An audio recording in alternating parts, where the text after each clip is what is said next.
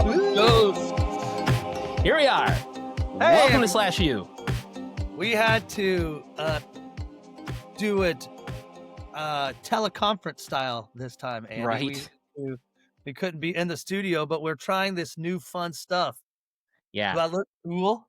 You look so good, and I love the SlashU logo. I've got the logo of the movie that we covered. I guess what's crazy, though, is that if you're listening to this just on a normal podcast, then what we're saying makes absolutely no sense. Right.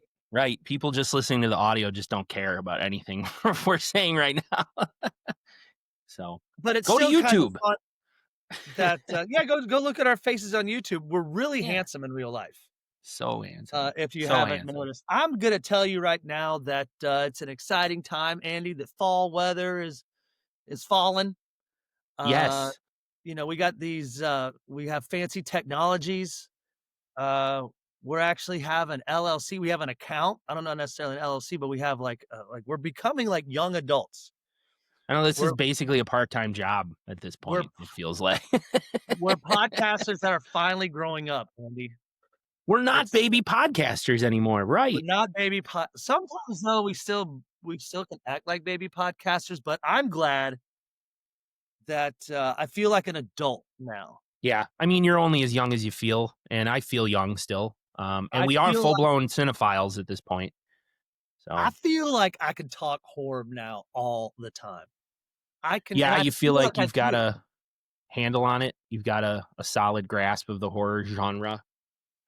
Horror genre. Speaking of horror genre, I got one for you.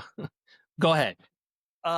Do you like movies? Do you like rom-com movies? I'm just kidding. Yeah, they're okay. Hey, would you rather have a free house, free food, every single one of your basic needs completely covered for free to live a modest life, or have an army of 1,000 loyal dwarfs who will do whatever you command? The first one. Really? I would much rather have an army of 1,000 dwarfs, because what if someone pissed you off? I guess they could connect it to you. Someone damaged my car, and it looks like there's 100 little footprints in it. Nick's the one that's got an army of dwarves. Yeah. So maybe you're right. Maybe I would get busted if I used my army of dwarves a lot. I just feel like the stress would be gone if all of your basic needs were met, and then you're free to sort of pursue creative outlets and kind of, maybe do some charity work and other things like that when you don't have to worry about. That's a good point too, Andy, because imagine you also have to feed and house those dwarves. Exactly. That would be a huge additional expense. And unless you commanded them to go feed and house themselves, then they have to do that. Yeah, but then they have to work. Then those dwarves have to get little jobs. I mean, jobs regularly, and they have to get they have to get. Then they wouldn't be able to be your army, because I'd be like, Samson, come here, and he's like, Nick, I gotta work. I got a job at Applebee's. I'm like, I command you to go fight that person that dishonored that lady. Nick, I can't, man. My shift at Applebee's starts in 2 minutes. Okay, how about you, Jackson? Sorry, go slay that dragon. No, I'm sorry. I got to work at Chili's. So the dwarves, I think you're right. I think this was an easy one. I thought it was going to be, when I was kind of putting it together, I thought it was going to be more of a debatable one, but no, it's pretty simple. I think we both agree. I still enjoyed it a lot. I always enjoy these, and I love them, and I think you should continue to do them.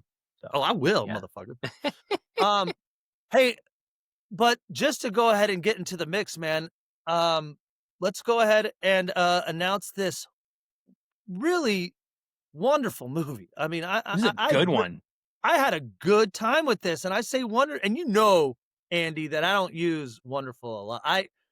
Let's just be honest. Let's talk about last week's Cheater. Let's not talk about. Let's talk about Cheater again. Right. I mean, coming off Cheater, this is a major exponential step up. But even without Cheater, if you ignore Cheater, this is still a great movie. It's not like it's great by comparison. This on its own is awesome. This is I made a mistake last week. I said it was episode 189 last week. That was wrong. Our interview with Jake Jarvie 2 weeks ago was 189. Last week, Cheater Cheater Cheater was 190. This week we're episode 191 of SlashU. Welcome aboard. And we did from 2015, 1 hour 33 minutes. Hell Nick's House. there it is. LLC. I wanted to build it to happen. Hell House LLC. It's right behind me. It's just, yeah, it's the perfect for the season. It's found footage movie. Yes. But they do it right. They do it proper. Some found footage shit, it's kind of like, okay, like it is kind of makes it difficult to kind of bring the story together because there is kind of like a lot of what you would expect from people using a video record, to record stuff like, hey, look at me playing with this frisbee, or hey, look at this. Nothing too important, but there are some main plot points. Spooky. Yeah. What I do like too, Andy, before you get to your cliff kill, not a lot of gore. Let's be honest. No, not a lot. There's more suspense stuff, I think. Fear, sure. Like haunt, like holy, like this movie, I'm not gonna lie, was the first time in a while where I've gone like this, like, holy shit. Like, I thought it was well done. So why don't we get, totally. It paused on you like this. I was just like, I'm scared, just doing a little peekaboo action. That's what this movie, not a real slasher. This is more of a supernatural, but I do like it. And like you said, found footage for sure. It's found footage, but they set it up like a documentary, which is even better. It adds like a layer of, I guess, organization to the movie. I agree. So why don't we go ahead and get into Andy's Cliff Kill notes, brought to you by Tickle Fetish Anonymous. If you have a fetish that involves tickling your partner, why don't you join Tickle Fetish Anonymous? We keep your identity safe. And now, Andy's Cliff Kill notes. Thank you, Tickle Fetish Anonymous. What if there was a real group like that? All right. Directed by Stephen Cognette. And there are sequels to this, which we'll probably talk about at the end. But Cliff Kill Notes brought a brief summary of the movie so you can follow along. Hell House was supposed to be the scariest haunted house attraction in the area. A group of haunt enthusiasts set up a new haunted house on the old abandoned Abaddon Hotel. But on opening night, something went terribly wrong. 15 tour goers and the staff all wound up dead. And now it's 5 years later. A documentary crew has come back to the Abaddon Hotel to try and find out what happened. They interview Sarah, the lone survivor of the tragedy, who gives them footage that she and her friends shot when they were getting ready to open Hell House. And as the documentary unfolds, the crew finds out that the truth behind what happened here is far more terrifying and sinister than they could imagine. Ooh, wee, girl, it is. More terrifying than you know. I mean, I want to say this too, real quick before we dive in. Excellent Cliff Kill notes, as always. Thank you. I should never have to say it because they're always so rad. I should point out when they're not rad. Sometimes I phone it in, though. Let's be honest. Well, we all do. I mean, sometimes I phone in this podcast, and I feel bad about that. But now I'm all in because I'm really excited. Like I thought, like Cheater, I was like, holy shit, dude, this is Cheater was a phone in for sure. This is a perfect for the season. It is definitely a must watch if you haven't seen it already. It starts off like a documentary, like Andy said, and I'm going to go ahead and read it if it's okay. What you're about to see is a documentary on the mysterious events surrounding the 2009 Halloween haunted house tour tragedy. On October 8th, 2009, a Halloween haunted house opened its doors in upstate New York. 15 people died that night, including most of the staff. Sarah Havel, the only surviving member of the Hell House, agreed to be interviewed by the crew who's putting together this documentary. So it's pretty cool. So if you like documentaries, if you like, and I know my wife and I know you and Jody love like true crime stuff, this is kind of in that style. It's just like, here's the doc, here's what you're about to see. We meet Diane, the producer / host of this thing. So it's really neat.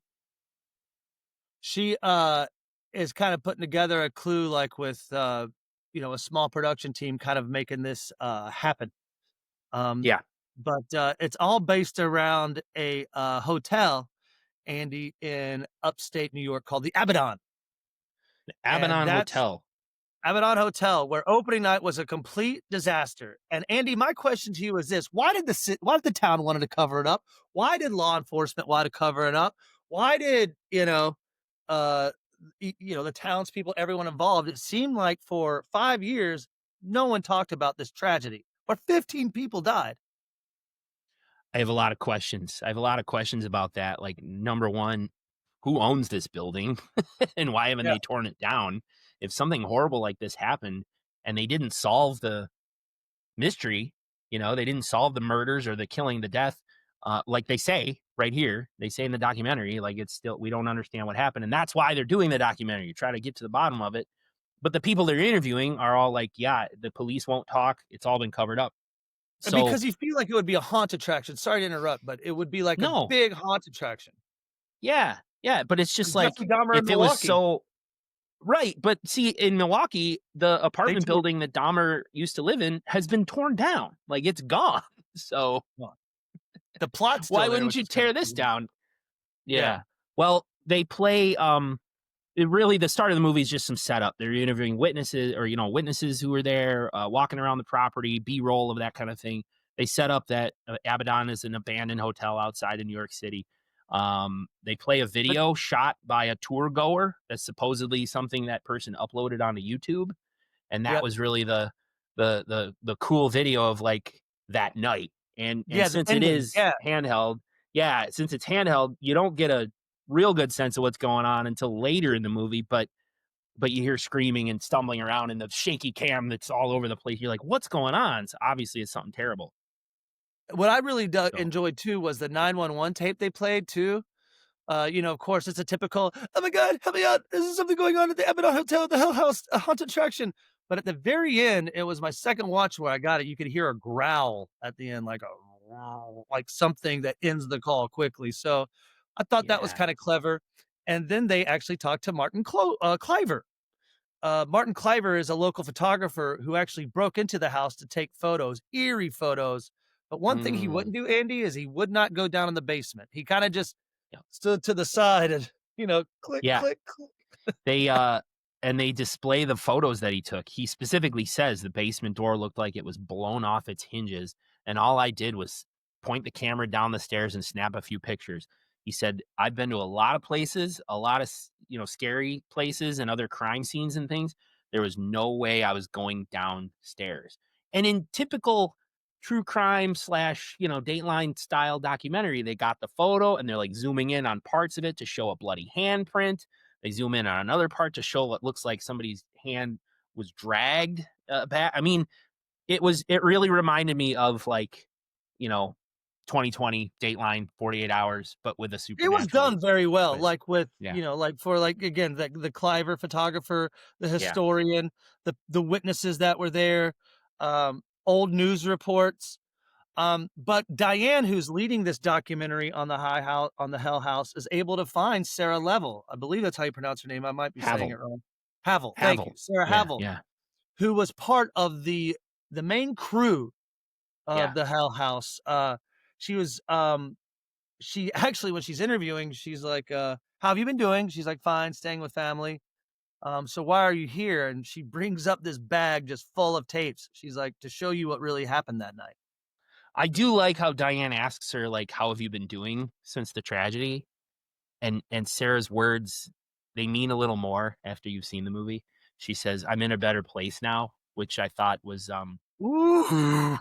I thought was really creepy on second watch because, like, I know how it unfolds. Why you lift up your shirt? 'Cause I'm excited. I wanted to show He you how excited I was. Yeah, and she does say if people knew what really went on inside the house, it would be hard for people to deal with, which is Sarah's answer for why no one's talking about it. And yeah, she pulls out a bag of tapes and she said this is what, her and her friends shot. She got to it before the police. That's why the police don't have it. And police, if they were to see what's on this tapes, it would probably be really bad for everyone. And that's why she held on to them. But she gives them to Mitchell, who must be like the Yeah, it's PA. or It's somebody? Mitchell, Jonathan, and Diane. Yeah, he's probably a tech guy, but it's Diane's little production crew, Jonathan and Mitchell and herself, of course, Yeah, and they're putting together, this documentary. So she's like, Mitchell's gonna go through these while we continue our conversation. right. And so Um, they start intercutting that footage with the conversations that they're having, which is yeah, really and cool way to this do it. is so this yeah, it's great. So this footage that Sarah gave them is from August 23rd to October 8th, the opening night, October 8th being the opening night. And so this Yeah. is our team, Andy. It's good to talk about team. We've mentioned Sarah. She has a boyfriend, Alex, who's kind of the leader, I would say like the CEO, the COO, the CEO Of of House LLC. Yeah, of yeah. House. I'll say he has a best friend named Mac, and they have two hires, Tony and Paul. So it's five people. Yep, And it's kind of important to pick out that Paul's usually the one behind the camera. He's kind of the goofy cut up. Hey, yeah, let's see some boobies over here, So he's got the camera, but it's just they film just for their website. They film for probably social media channels. They film yep, because Andy, real quick, they do this a lot. They go to different areas, I would say, of New York and set up haunts yep. every Halloween. So that's a great spot for me to ask the question that's in my notes. So in the footage we're seeing, they're basically on the road on their way to the Abaddon Hotel. They Yep. stop and argue about directions for a little bit, Yeah. bullshit like Yes. that. Yeah. Um, Typical road trip stuff. But they arrive and they're checking the place out. So Nick, did they just claim this place? Like, do they need permits? Like, how can they just squat on this abandoned hotel and be like, "We're gonna set up a haunted house here"? Wouldn't the city have a problem with that? Like, Well, how of does that course. work? I mean, because they even have to set up electricity. I mean, of course Yeah. they would have to set up. They would have to bring it in. But I feel like that's kind of what. I mean, it was 2009. I think when they said like this was when they were setting up this haunt. I think you probably could do a lot of that stuff online. Like, Oh, hey, we want this you building. reminds me of another 2009 was Sweatshop where those kids were just was invading an abandoned factory to have a Yeah, rave and they got murdered by the beast. So 2009 was the year where you could just go to an abandoned building and be like, "I'm setting up an attraction here and I'm going to pay a bunch of people to get inside." Or I'm going to make people pay rather to get inside. yeah. But it is funny though. They never have like people stop by, cops, inspectors, No. nothing. But I do believe that it's on the up and up Okay, okay. because I mean the So, city. Because that would have been me as a city. If they would have done that, I'd have been the mayor. I'd been like, they never came to us. They did this shit on right, their own. Fuck that. We are not right. liable. Um, Exactly. Nobody pressing charges here. We didn't tell them they could do this. Yeah. um, They're trespassing. Yeah. yeah. So, But that's for liability purpose. They have to put up cameras. They have to put up, cameras on every room so they can keep an eye on the crowd. I know that's probably a liability issue, so they're doing that. safety. Yeah. Safety. They get the electricity running. Um, and What's interesting though, Andy, they have like probably 3 weeks, 4 weeks, 6 weeks to put this haunt Hmm. together. So guess where they have to sleep? There. They got to sleep in the There. They hotel. gotta sleep at the Hell House, the old Abaddon Hotel. So, I do like we get all of the exploring in the place, yes. looking at the creepy stuff. They're up in the attic and they find like a chain hanging from the ceiling. There's uh Foreshadowing! yeah, exactly. At one point Tony's walkie-talkie's got like weird static on it and they're like, "What was that?" Um there is one quick while Paul's got the camera, there is one quick I shot know of a what you're shadowy figure standing in the Yes! corner, which obviously Mitchell going through this footage for the documentary saw it because he paused it and showed it to us. It's a very layered story. You got Paul who was originally doing it. He must not have noticed it. But then Mitchell was putting it together for the doc and went, "Holy shit, there's a shadowy figure there," and paused it and featured it in the documentary, which we're watching. And Alex describes how the basement's going to look. There's Bibles all over the floor. Like, what's going on? So, This shit creeps me out because exactly, like, Bibles on the floor, what some would consider to be satanic drawings on the wall. oh, yeah, Yeah, pentagrams and shit. Yeah. yeah, and, I love that how you brought up how the story is layered because what Paul didn't catch with his just naked because he's just kind of filming and going around. Mitchell was kind of more eyeing it, and so like Andy pointed out, is pausing on it, and I think that really ups the creep factor because it's like, wow, it's kind of creepy. Yeah. This movie to me is one of the creepiest ones I think we've like in the sense where you're like, "Oh my god," like, you know, um, Yeah. and there's a lot of scenes where it's just smart character development. I know we usually say fast forwardable, but since I like this movie, I wanna say it's character development because we really gotta get to they sit around the bar, after they're kind of, what you'd probably do after working all day at the haunt. Um, you get to know the characters. Again, Alex and Sarah. Alex, the CEO, Sarah, his loyal girlfriend who helps out. Mac, his best friend, who's probably like the CFO, kind of more business, wants to make sure the money's going to come in. Probably. Yeah. And Tony and Paul, kind of more two new recent hires for the team. But again, Paul Hmm. behind the camera. Tony's like the IT guy, like he's good Yeah. with setting up everything. So I really like how they were able to kind of bring in, because you're how do they make an hour and a half movie of just video camera footage? Let's Right. there's only so much creep you can do. Let's introduce some of the characters. They do point out, it's good you point out Tony is the IT guy. At some point, and there are times in the movie where Tony's behind the camera too, but Tony Yes. sets up all the video cameras and points out that the basement's giving them problems. Since it's all stone walls, we should be able to get, cameras down there, and the cameras must be wireless or Wi-Fi because he's saying like we're having trouble with the signal in the basement. They're gonna in the final haunted house, they're gonna have a girl chained up down there in the basement. So to prevent perverts from touching her, they're gonna hire a big guy, like a big bouncer type guy, to dress up as one of their clowns and be in the basement there in case there are any creepers. So that's how they solve the problem of no cameras in the basement, which is Yeah, where all the action happens too. yeah, So I mean, it's clowns, of course, have to be in every haunt. I mean, clowns scares so many people. One thing, though, that kinda got me, and I think about insurance and liability, the actor they're gonna have, chained up, the girl, who's half yeah, naked, and, you have to worry about people touching, and unfortunately, yeah. and this that sucks. But Hmm. she's really 'cause they at one point, I remember them asking him later in the movie, "Do you have the key?" Like, there's no way legit in real life she could be chained up. I mean, she would be No, holding it like this, like, so she right. could go so then she can release her hands, Yeah. Totally and has to be breakaway, has to be yeah. easily yeah. There's no way that you could get away with literally locking someone up like that. She's an actress. Why would you need to they don't need to really chain her up, right? Just make it look like her wrists are bound and then she's just holding onto a chain so that she could let go at any time. That would be the smart thing to do, but what do I know? I only work in insurance for the last 20 years. So, Next year, SlashU's gonna put on a haunt. Yeah, what do you yeah. know? With your background in insurance and, horror and, my vision in horror, we would make a great haunt. I don't think so because it wouldn't be fun. I'd be too worried about lawsuits and safety, so it wouldn't be fun at all. Okay, we're gonna cancel that idea, students. I love this next scene where it's obviously night, Paul wakes up, and I guess to keep journal It's going, on when he my wakes up birthday. yeah, he wakes up It's to make a September video 5th, my birthday. September 5th, Oh, 2009 is Paul talking to the camera at this point. Yeah. oh, Just cool. FYI. Sorry to Oh, that's interrupt. It's cool. my birthday. Yeah. Yeah, so Paul wakes up on your birthday, Yeah. and he just turns on the video camera to journal, what's going on. He says, "We've been here 3 weeks," and he's talking about his experience so far.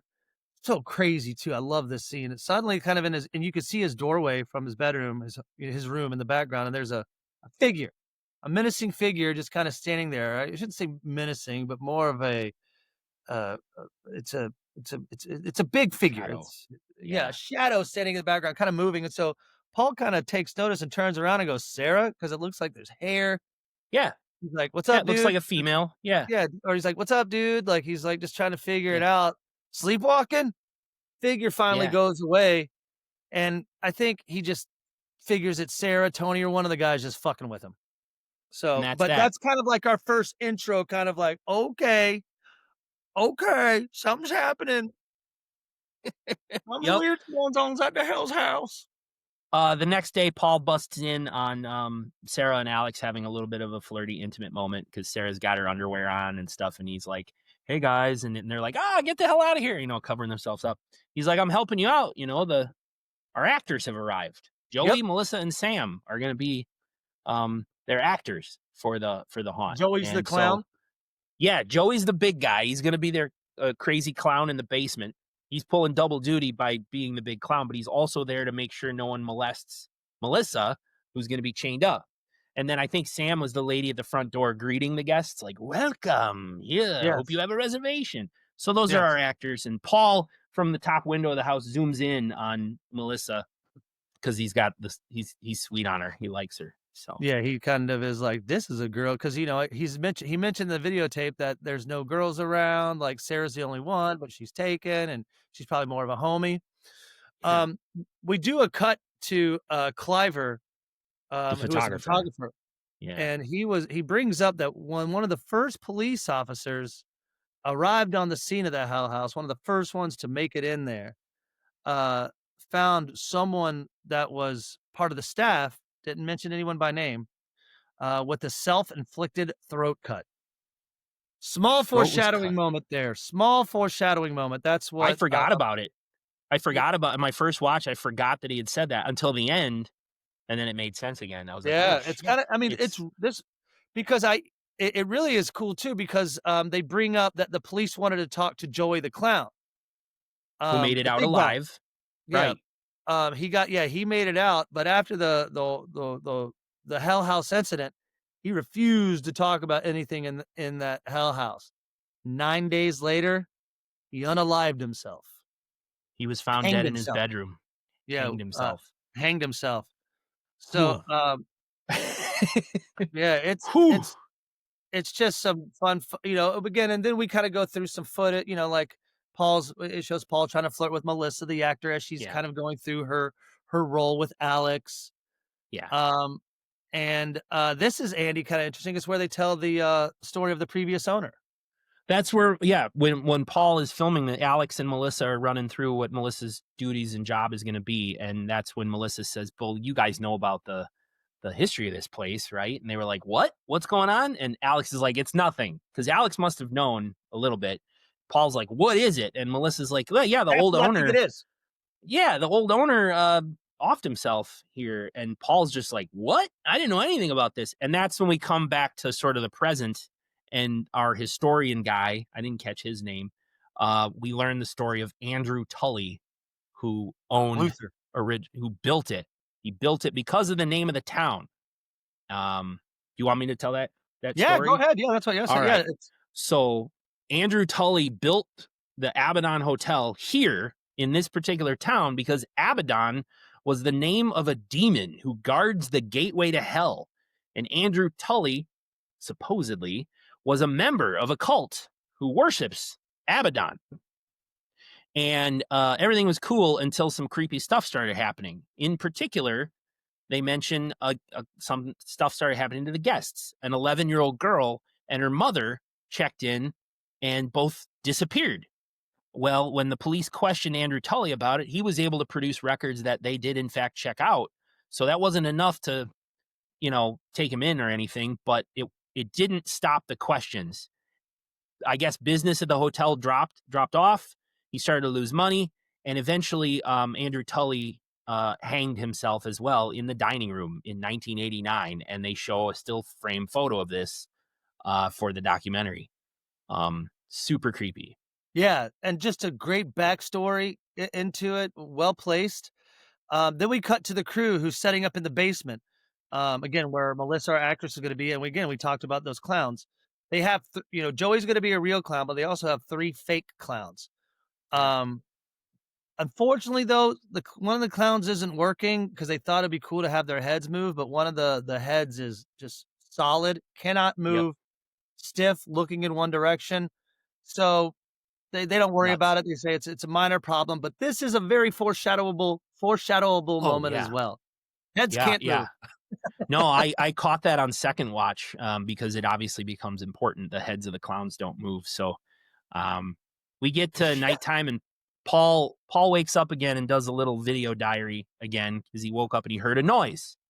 Turns on the camera and he's like, I heard a noise. And he gets up to investigate. Well, the other guys are awake too, Mac, Tony, and Alex. And they're just like, you know, did you hear something? And I think it was Alex or something said, well, you woke me up. And because someone's like, well, yeah, we all just happened to wake up at the same time. Like we obviously heard something. They point A the scream. flashlights. Yeah, they point the flashlights down the stairs. Tony even says it heard like a scream, and we don't really hear anything. And Paul just goes, maybe it's the soundboard or something. And that It's was it. it's Like, little things like that though that are building up that creep factor. I mean, as an audience, yeah, like you sit there and kind of wonder, like, okay, you obviously know something's going on. You obviously know it's a horror movie, but I mean, it's little things like where this is when I started thinking, oh fuck, something's gonna jump out every scene now. And yeah, but those it's kind of movies get me. The gore, the slash, it's those, like that kind of get yeah. me to, uh, excrete a little fecal matter in my pants. See, When and I I don't need that to be creeped out. If somebody's doing a jump scare every 5 seconds, it loses its effect on me. But y- but if you're gonna not me, pace them but I out, mean, pace them out. Build the suspense and then do it. And it's like, oh my this is god, this is what it did. But so anyway, the next day they're everybody's up, getting the haunt ready, getting the kitchen ready. Like this is a full on haunt experience. It's a hotel, so it's got all the amenities. yeah. The haunt's coming along nicely. Uh, Paul's Paul's doing a Paul, tour. Yeah, yeah, he's he's doing doing it like a in front of the walkthrough. camera. Yeah, Finds Mac reading a book on the couch. I guess it's downtime, and so he's like, "Hey, Mac, where's Sarah and Alex?" And he's like, "They went into town to go grab yeah, some stuff, some equipment for the haunt."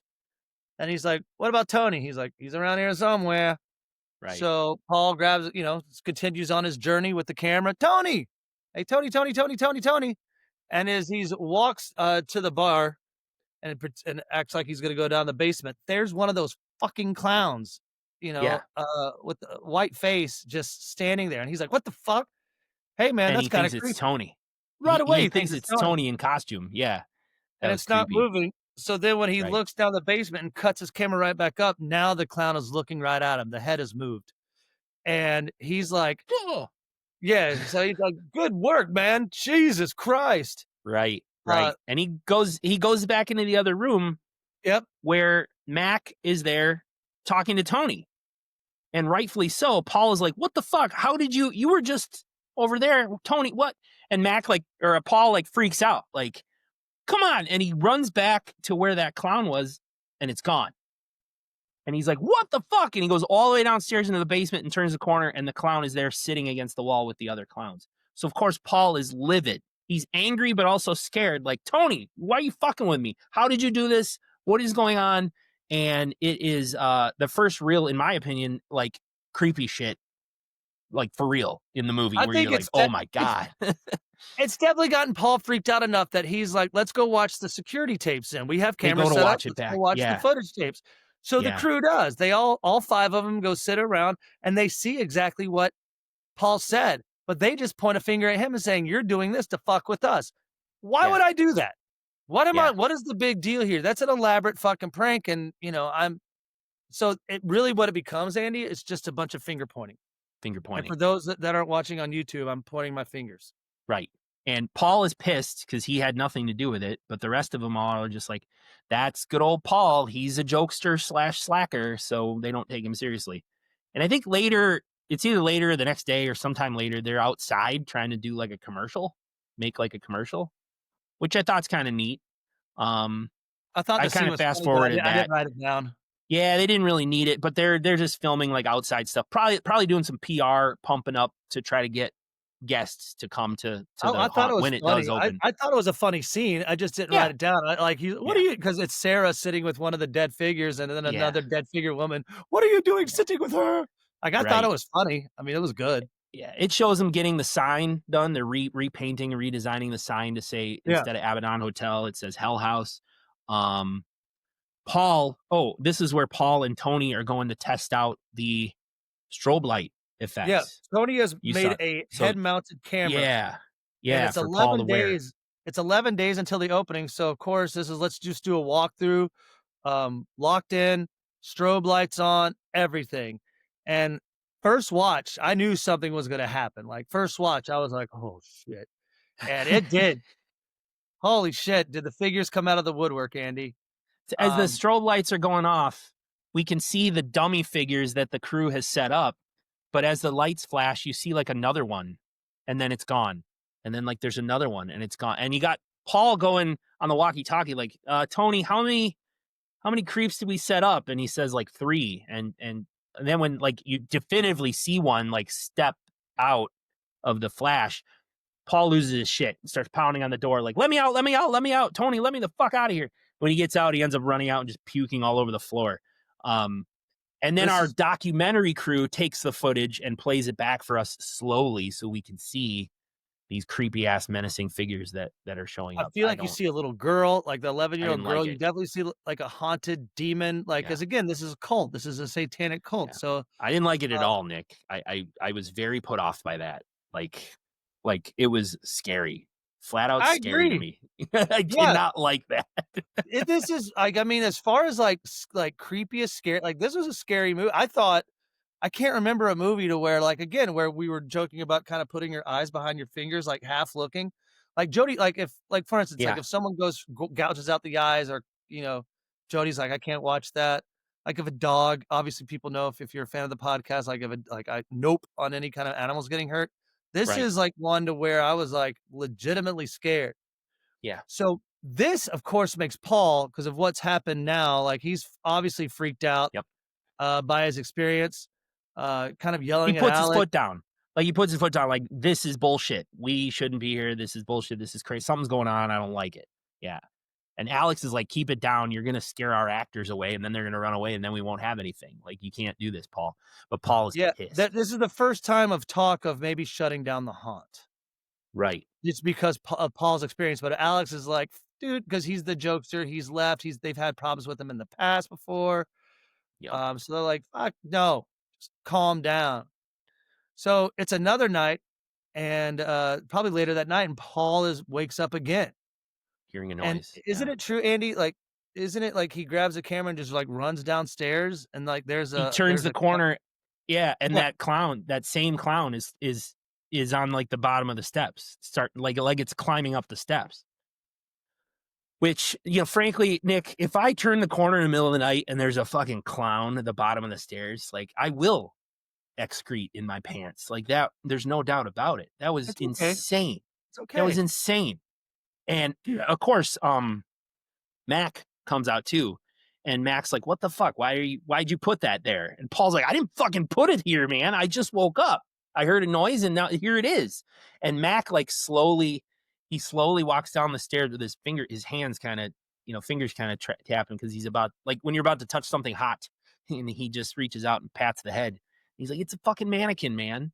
And together they like lug this clown mannequin back down to the Like basement or on Mac the way to the though basement. does yeah, Mac, but still Mac thinks that Paul's fucking with him. So poor Yeah, Paul, he's he's like, always getting blamed for being the yeah, prankster. He's like, I didn't move yeah. this fucking clown. Go ahead, sorry. But on their way, they turn the corner and there's our girl Sarah looking at the wall, mumbling.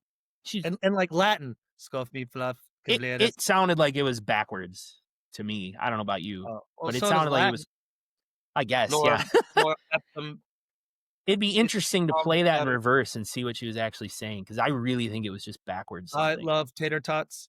Maybe. Yeah. SlashU is the best podcast Yes, in all the land. that's it. Yeah. Evolve. That was I love tater Listen, tots backwards. listen to SlashU. Nick and Andy are handsome. Backwards. But they freak out. So they like leave the clown mannequin where it's at and they walk across the room and like sort of gently touch Sarah. Like, Sarah, what are you doing? And it seems like she was sleepwalking. Like she wakes up Yeah. and she's kind of Where freaking am I? out for a It's second. always Like, that, you're where okay. am I? You're okay. Yeah. Yeah. They're like, you're okay. You're okay. You're downstairs. Like, what are you doing? What's going on? And Mac like hugs her and looks at Paul, the camera, like, what the fuck is going on? And they turn back to where they just came from. And that clown mannequin's gone. Fuck that. I would be out the door. I mean, I would be like, Alex, deuces. I don't care if Alex is my lover. I'd be like, dude, I'm out. We mentioned we're spoiling this whole thing, right? Because we're really spoiling. Oh yeah, we don't even say, oh, I'm Nick. Yeah, and I'm Andy, and we're gonna spoil the whole movie. We do SlashU. We're a podcast that talk. We didn't. Right. Sometimes I feel like when we do these teleconference, we Yeah, forget like we forget some what stuff. to do. But it's just like, of course, Mac now is like, where the fuck is this thing? Well, let's find it. What's going on? One of the other guys is playing playing a prank on us, a trick on us, and they start all hell breaks loose. Looking through the basement, looking around. They get around, and then I think when they turn Don't they oh, there's a clock chime, ding, ding, and they Grandfather turn a clock, corner. ding, and it's a dining Yeah, room. and they turn a corner and the table in the dining room's all set and the candles are lit and they freak the fuck like, fuck Dude, that. And dude. they turn and the clown's there Yep. and they run. Yeah, so it's the next day, obviously, I guess Paul's grabbed the camera because he's seeing Alex consoling Sarah. It's his girlfriend. She's freaked out. Yep. Yep. But, you know, he's like and he's whispering in her ear, "Baby, I'm not closing this haunt. I'm sorry. Probably. We gotta Yeah. keep it open. Money has to be made." Yeah. That right there, though, Andy, that scene alone with the ding dong of the grandfather clock and the light and the clown and the set table and blah, blah, blah, blah, I would have been like, "Fuck this." Like, I mean, Like all of a sudden all the candles are lit and the table and like, no, thank you. And when you turn, the clown that was gone is now just there standing. Like, Jesus Christ, man. I this don't is, know. so it's later I don't that like it. night. Um, Paul is recording himself. It's 3 Another days. yeah.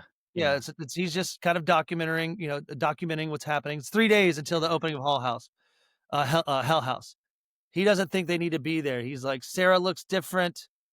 Um, you know, But and Alex is more confident than ever. yeah, so he just turns it off, but he wakes back up, turns on the camera, and when he turns it on, he's just kinda looking at it, but we see off to the left side of the camera, there's just a female leaning up against the wall. Obviously, not someone of the Ugh. group, not Sarah. And Paul Uh, at first, Paul doesn't see it, which is terrible because yeah, we as the audience see it first, and we're just like, yeah, but when "No!" he does see it, he retreats under the covers.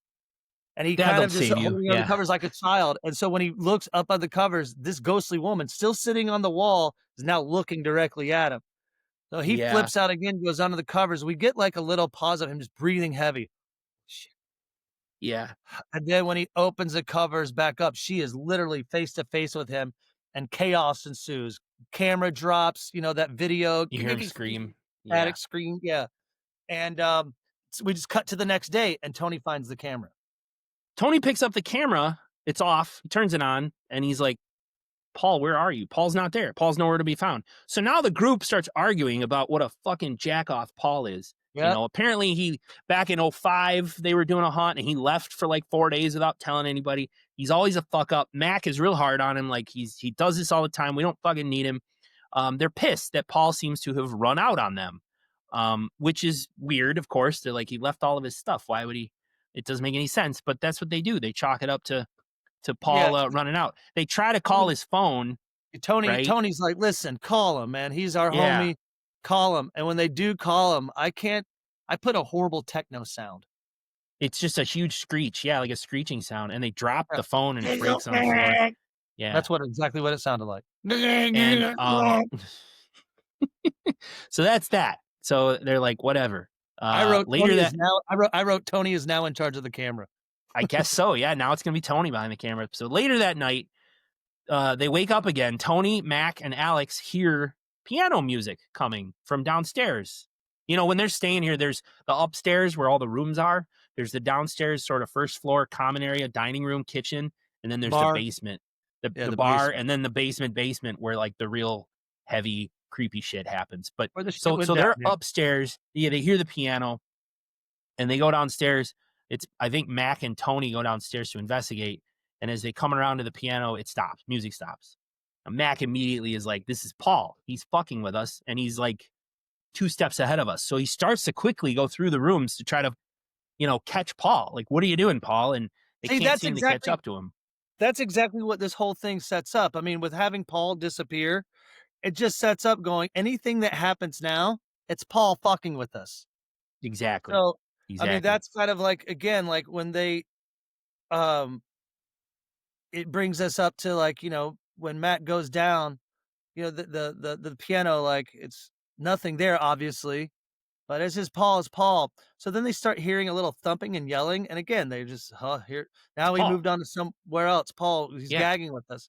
They make Yeah. their way down the basement where it's those 3 clowns, just sitting there on the wall, looking Yep. forward. And remember, they can only look forward in one direction. So when Tony turns back around with the camera, all 3 clowns are looking right at him, like head turn to the They side, just turn. woo! Tony That flips that and scene got me. That scene got me him going. he shoves him and Mac into like a cooler that's there in the basement, like it must be like some sort of icebox walk-in cooler. Get in, and they jump in, and they're in the cooler. Mac's like, "What? What the fuck's going on?" And Tony's like, "Their fucking heads turn. Their heads turn. They're not supposed to be able to turn. This is freak." And they stop and catch their breath, and Mac is not buying any of this. Mac is like, "This is Paul fucking with us," and he's like, "Okay, let's go on the count of 3. 1, 2, 3," and they come out, and the clowns are facing forward again. And Mac is like, "See, this has all been Paul." And Tony turns the camera, and there's Paul sitting quietly against the basement wall with his head like he's half in a It's trance. half at a transfer, they think he's drunk, they don't know, but he's not the same Paul. So what they do is they say, "Well, help me just let's get him up to his room." He's safe, Yeah, he's just a little frazzled, so they carry him up to his room. Um, yeah, Tony is now all about Andy. Tony wants to shut down the haunt. He's like, right. "Fuck this, I'm out." Alex is like, "We're not shutting down the haunt, man." And this is kind of like, um, he's glad that calls back, but this is like, I think when I texted you, Yeah, um, yeah. like Tony Tony is storms off, and Mac goes after him. Mac yeah, takes the camera and goes after him. For some reason, he's still taping, but he yeah, I don't does. yeah, this is the only one scene where I feel like they wouldn't tape, but because they have it perfectly set on Tony in a field, Matt comes up like they set it up, but this Yeah, is when he said, "Did Sarah know? Did anyone yeah, know?" And I guess we're finding out that something and you had a good point that maybe Alex had, embezzled some money from the LLC, and they needed this haunt to reestablish funds, yeah. but I couldn't figure it out. I also thought it's because maybe he did know the story. He knew That's a the good point. story. Yeah.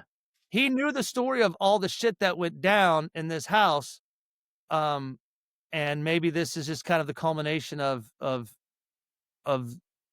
the experience that this house or the haunted experience that is true, that is real to to this Well, hotel. I mean, yeah, the problem I have with that is that Alex doesn't seem to believe any of that. Alex doesn't seem to believe any of the Alex supernatural wants stuff. money. He seems to be all Right. about he wants to Yeah. have fun, I know, but he wants that So money. when I think about Alex's motives, and then when I think about how Mac is talking to Tony, and Tony saying, "Well, I can't leave," and Mac says like, "I knew, Alex knew, and I'm the only one who knows. Paul didn't know, and Alex never told him." I was like, "What? What is it?" They just don't come out and say it. So that was my theory, was that maybe Alex has blown through all of their money somehow, and they need this haunt to be a success in order to get some of it And to back get or all of paid. it back. Yeah, so I kinda like that. I like that story instead of the one, right, like, where because Alex knew. they Yeah. did hear the story when Alex was taught when in the very beginning when Melissa was telling them about, Yeah, Andrew Tully, the previous yeah, owner, so I like, yeah. your theory. It's Well, the time to bottom open line is it keeps Tony there. You know, Tony's yeah, like, "I can't leave now, I gotta yeah, he stay." So can't that's leave really because all he's that I mean, comes obviously, yeah, he's gotta get paid, so here we are, it's opening night. right. We cut to, the interview with when Sarah's getting interviewed by Diane. She said there was because Diane's like, "Was there anything wrong? Was Alex the normal? Like, I mean, after all this is going on, how was it?" She's like, "Opening night was ready. He was ready to rally the actors." Yep, You yep. know, it's here we go. And this is a scene I like, Andy, where they start kind of intertwining the YouTube video that we saw in the beginning with the real footage that Sarah provided. Yeah, so they interview that witness girl again, who she says the only thing weird about that night was the clown guy running Yeah, up the stairs Joey. against the flow of traffic. Um, and she even says at the bottom of those steps, everything got backed up because everyone down there was trying to run back out. And that's where it's like, ooh, creepy. So we go back to the footage where Tony, getting psyched up. It's a little awkward. It almost seems like Alex has other things on his mind, but Mac eventually is like, everything's gonna be fine. Let's go. Let's get going. And Tony apologizes to Alex for his outburst, and they They also check check on on Paul. Paul. Yeah, yeah, yeah, yeah. He's in his bed, unresponsive, seems to just be sleeping, not moving or talking to anyone. So that's weird. But it's It's not October like 8th. Paul at all. It's not that's the thing about the character development. Paul is never gonna be the one to lay in bed, not unless he's passed out. He wants to Right. be in on the action. So, they do a quick shot from the upper balcony of the hotel where you can see the line all the way out the door. Hang on, somebody was calling me. Stop that. Ignore phone calls.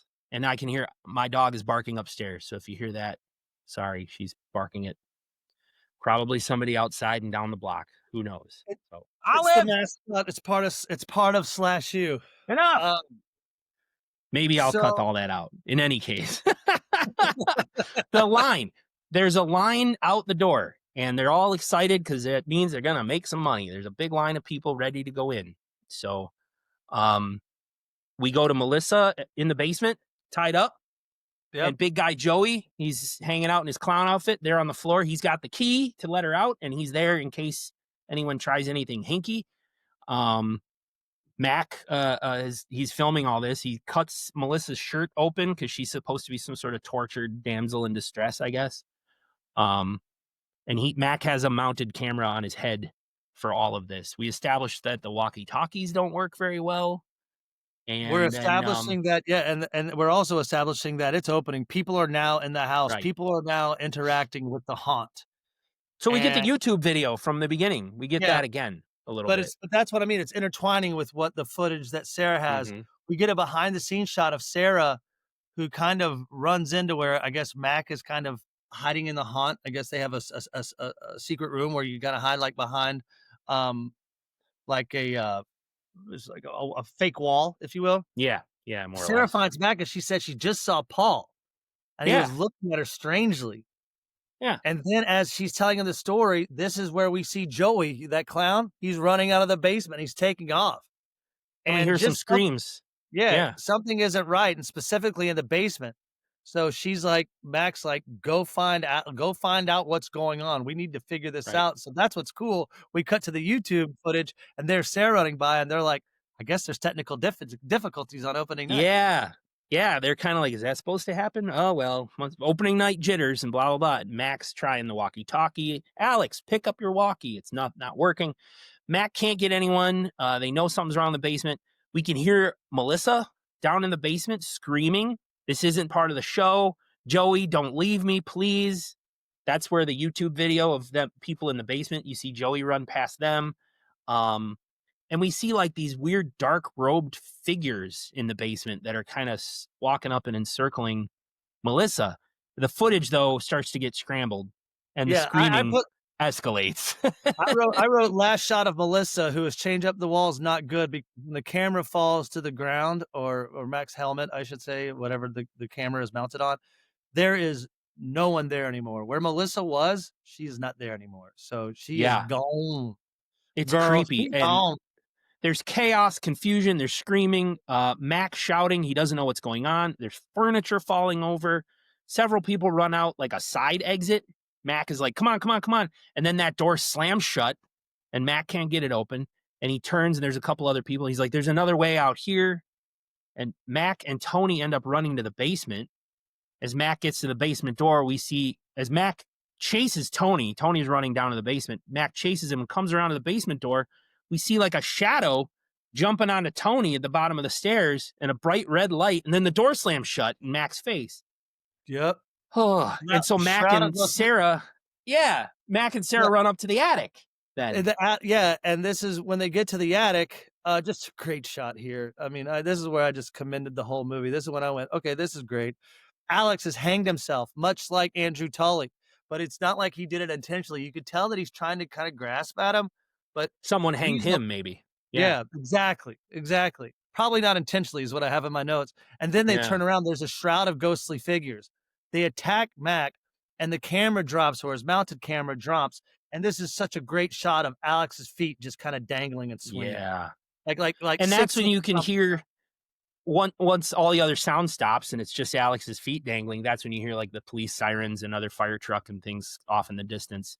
Um, there's a slow fade up on Sarah, present day, doing the interview for the documentary. And Diane says, "So you came down from the attic and got to the front door as the police were arriving and nothing happened to you?" And Sarah's like, "No, I walked right out. They didn't ask me any questions." And then she says, like, "Can I get a break?" And Yeah, Diane's like, "Oh she's my gosh, you're right. Yeah, I've been so bombarding you with exhausted. questions. Yeah, you want some water or anything?" And Sarah just says, "No, I'm just gonna go back to my room and come get me in a couple hours. It's room 2C. And Diane's like, okay. So that damn dog. Oh, they're just having fun. So as Sarah leaves to go to her room, because I guess they're doing this interview at the local hotel in Yeah. Abaddon, Yeah. Diane convinces Jonathan, Mitchell, you stay back here and look for the footage. Hey, Jonathan, let's go to the Hell House because Sarah Well, it was does. Sarah. Sarah It said was you should Sarah. check it out. Yeah. Go Sarah's like, check you it should out. try to get in. And really Yeah. try to experience it.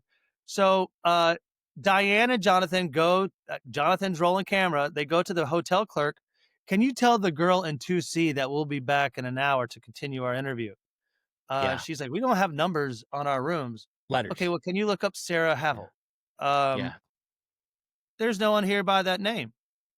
Like, oh, Okay, maybe she's whatever. using a different name. It's Yeah, fine. maybe We'll she's just a different find her name, but later. let's get to the. So Diane and Jonathan make their way to the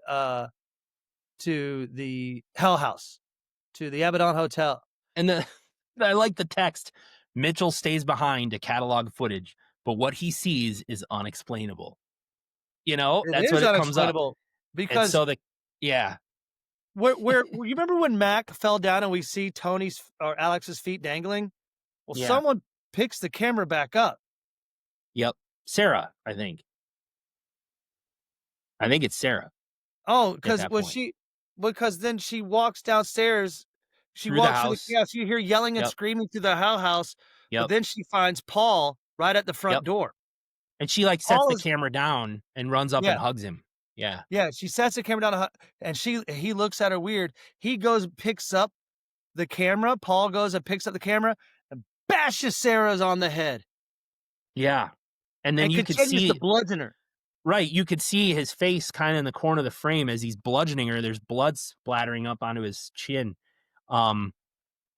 So he's like he kills Sarah, or he attempts to kill Sarah rather, because the next shot is the camera on the ground pointed at Sarah's bloody face as she's choking, Oof. and coughing and gasping for breath. She's not dead, but she's clearly beat up really bad. And then you hear this low growling noise. I love it. And she gets dragged away out of the frame. And the camera is left pointed at Paul's feet, with the wall in the background. And his feet are about shoulder width apart. He bends down and picks up a broken shard of glass and stands back up out of frame. And then his feet like twitch and you see some blood fall down and he slides down against the wall on the floor. He slit his own throat. That just was like who they were talking about in the very beginning. And that's when there's pounding on the door. The cops and the fire department probably trying to get in right at that moment. So we go back to the present. Back to the present with Diana and Jonathan. They break into the Hell House. Some cool footage because Jonathan is rolling the camera, so this is live, and there are ghostly apparitions standing around him that he doesn't seem to notice, but we notice them. I mean, they kind of make it. I probably much like who Paul was, kind of didn't notice his, ghostly figures, but what they finally start making their way up to the rooms, and guess what they find, Andy? They come upon a door that says room 2C. And they're like, oh, wait, 2C? What the fuck? They open it up, and there's Sarah sitting on the bed facing the window. And Diane's like, Sarah, honey, are you okay? You disappeared. Are you there, Nick? Yeah, no, I'm here. I'm stretching because this scene really got me too. Sorry. Sarah turns around, and her face is all bruised and kind of bloody. And of course, Diane's like, what the fuck? And the door slams shut behind them. Camera turns, the door slams shut, turns back, and there's Sarah surrounded by black-robed figures. And Diane and Jonathan both scream, and the camera falls on the floor. And you assume that Diane and Jonathan have been taken or whatever happens. There's that faint piano music. And then they fucking show this photo behind me, but without the faces blocked out. It's the photo of the real photo of the people. And it says, to this day, the tragedy remains a mystery. And they roll credits. So did Mitchell, who was going through all the footage, did Mitchell go to Hell House and go get that camera that Jonathan left and bring it back? Like go and look for his missing documentary people? And he found it and he put it in the doc? Like what? Ooh, that's a now good you have point more unanswered questions. Yeah, because also there is one point too, because Mitchell tried to call Diane and her phone rings and That's she just right. ignores it. So She's I like, "I'll think call him Mitchell should have later." given, Yeah. but you're right, that's actually a good, call. Oh, damn it, that is one thing I didn't think about, but I guess some people don't think, I mean, but that is a Ugh. very relevant point. Yeah. Where did But I'm, like, out wait, of breath now from yeah. describing all that because it's a scary movie. It So really on a is. scale of 5 cans of silly string to 10 cans of silly string, where are you at? Oh, and I Are they, meant, did I like say silly string? I meant yeah. semen string. Okay, that's what I thought. Well, 5 to 10? I Yeah. don't know. It's a solid 9. I mean, there's Solid not a 9 lot of for me too. gore. 10, yeah, no, not a lot of gore. Um, it's that's okay. You That's know, yeah. I mean, the idea that how do they get Jonathan's footage kind of intrigues me now. Yeah. It's like when That's I true. write, I think about stuff like that, like, and that's what I was going through, like, in the last one, it's kind of like, and I know I bring it up like I'm like, well, when I do this, I'm not bringing it like that, but it is. I do think about stuff that like, how would this could this be legit? How did they Yeah. get Jonathan's footage? It's a I great, I have great. to I have to believe that Mitchell, who was sorting through all the footage, just said like, "Okay, my friends Diane and Jonathan are now missing, and I want to finish this documentary, maybe to do them justice or whatever." But And then he he would have must come on have, and said, "Hi, I'm Mitchell. I found yeah, this footage, maybe, and yeah, but he they're dead." didn't. Well, there are sequels to this, Yes. as we've discussed, so it's possible maybe more questions get answered. We don't know. In any case, it is something we may cover at some point. I mean, we're already mapped out for the rest of the year, but I say we we bring might it back watch next it. Halloween. That might be something next Halloween. I Yeah, think we should. I'm gonna go ahead and watch them probably right away, but, you're right, we are covered, for the rest of the year, but I agree. This is, there's from 2018. There's Hell House LLC 2, The Abaddon Hotel. From 2019, there's Hell House LLC 3, Lake of Fire. And then you have 2023, one called Hell House LLC Origins, The Carmichael Manor. And then from 2025, Hell House LLC Lineage, which let's make sure it's not like in post production post. or anything. I It will must say not be this, released yet. definitely go Yeah. watch it. I don't think we have a kill count either because I just don't see I mean, we know that 15 people died. That's what, it said in the very beginning, Yeah. but It's 15 plus Mac, Tony, Alex, and Paul. So 19. they weren't included in those 15 that I died? see. I understood it as 15 tourists and the staff. So Yeah, they're staff. plus 15 tourists. So Oh. 19. Yeah, and plus Yeah. Diane and, Jonathan. Diane and Jonathan. Yeah. So that's 20 and 21. Fucking A. Are they dead We though, or are they just sent to yeah, hell? like, are Yeah. they in another dimension? I never know, like, when I didn't know ghosts could kill you, but, hey, I don't You ask, have, man. what we have going on next week, so I'm gonna leave I that to do. you. Yeah. Okay. So that was episode 191 of SlashU. Thank you for being here with us this week in our remote capacity. Next week, as we continue spooky season, we Spooky. decided, yep, we picked one from 2016, 1 hour, 28 minutes. This one's called The Barn. Barn. Ooh, girl. Yeah. And that's on Tubi, Screenbox, Fossum, Amazon Prime Video. Two friends' Halloween celebration takes a sinister turn when their detour to an abandoned barn unintentionally unleashes a malevolent force hell-bent on annihilating their group. 2016. It's not rated, but that's we picked it because it's like a Halloween style thing. So yeah, That's gonna that's be all. rad. I'm I stoked. I hope. know you're stoked. Uh, I really am impressed that, like, in my head, I was like, "Oh, it's found footage. There isn't a lot." Like, I think when we talked yesterday, we were like, "Oh, yeah," but we kept this at an hour, but Yeah, I thought it would have been this is, yeah. but once you start getting into it, I hope it shows that our excitement for the movie. I will This is a personally real good probably one. reach out to the, director as well and just kinda I mean, I already did just to say, "Wait, we saw your movie, dude. We're stoked on it." Yeah, 'Cause because I'm sure, especially from some of the ones we've seen, well, like, there's been a few that we've covered that have sort of broken the fourth wall. Like, you think about Behind the Mask, The Rise of Leslie Vernon. That was a documentary style, a little more comedy though. Oh, yeah. You remember Unmasked Part 25, Oh, yeah. where it's like a killer who's just been doing it for so That was a long and British he's just that was a British that was yeah, a yeah. But it's, it's a self-aware, and you have uh, axe murdering with Hackley. That was a Hackley, self-aware. Office. Yeah, like that Yeah, when you talked about how it matches The Office and SlashU, I was right. like, "Oh, yeah." This was an interesting take because it wasn't a comedy. It is more, I guess, is more along the lines of like Paranormal Activity or The Conjuring. Well, maybe not The Conjuring, but Paranormal Activity, where it could be like real stuff, happening. Yeah, I It's mean, just cool.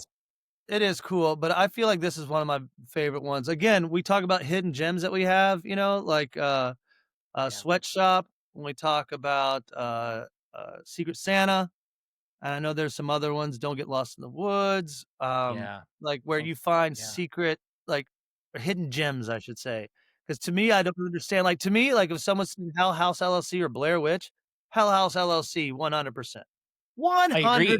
100%. I agree. Blair I Witch is mean fine, but this is better. Blair Witch just had good marketing. That's all it did. It just had a Yeah. good, because the way they did it, because it was, because there's been found footage before, but this was, I just thought that the creepy component of this was really, was well done. Mhm. So kudos, Yeah. The to part you everyone gotta involved. deal with found footage is how was it found, You gotta have, like, a story that's believable around that, which is I think Well, that Sarah found they it. did it well. Yeah, they did it Sarah well by had making it this is part of a documentary, and this person survived, and she had all these tapes. So it's cool, man. I don't know. Go watch it, and, yeah, The Barn for next week. Anything else, Nick? /U_podcast on Instagram, /U_podcast@gmail.com. Check out /UPodcast.com for a news and events page for all of the upcoming movies we're gonna cover through the end of the year. Um, I don't know. This has been another fun recording, even though we weren't in person, but I hope it works well. I think it'll come out really good, but, we don't know until I hit stop. But I see you sharing little emojis there in our chat. So, I mean, I'm glad we uh, could do this. I'm interested to see yeah, how it comes out. Just, I mean, I know this is, yeah, I don't know if anybody's gonna stick around this long, but, it's this fine. is It's new, so fine. we'll see how it comes out. Yeah. But, I'm good. Thanks so All much, right, man. man. I'm looking forward to the barn. Yes. And that's it for until next time, class dismissed.